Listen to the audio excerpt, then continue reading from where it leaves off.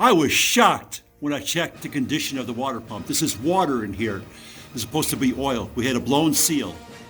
Totally shocking.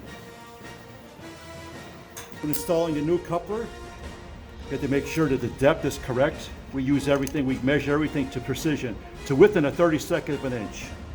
It's all good, ladies and gentlemen. Okay, we're also putting in a new Lastometric coupler right here.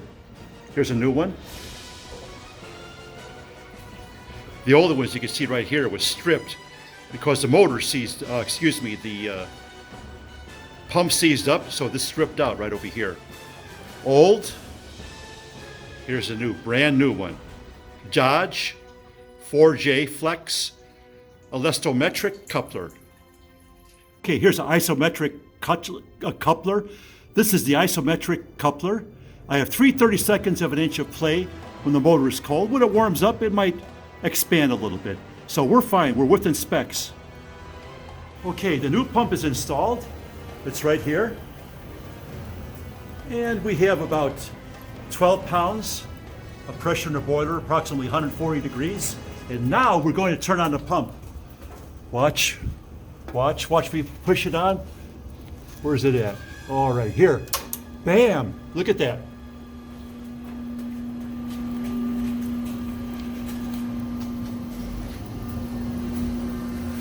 The pump is on, and no leaks, no drips, no runs, no errors.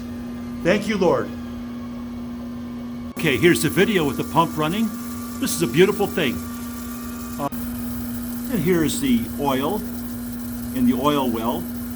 That's what it's supposed to be. Before we had just pure water in here when the seal blew. I was totally shocked with the old water pump. Okay, the repairs are finally done. This is a good thing. This is repair number 2. And of course, repair number 3 is the water pump. This is a good thing. And that's it, ladies and gentlemen. We have about 18 pounds of pressure in a boiler, about 160 degrees. We are all good. Brand new motor, and so on and so forth. And that's it, gentlemen. Have a great day.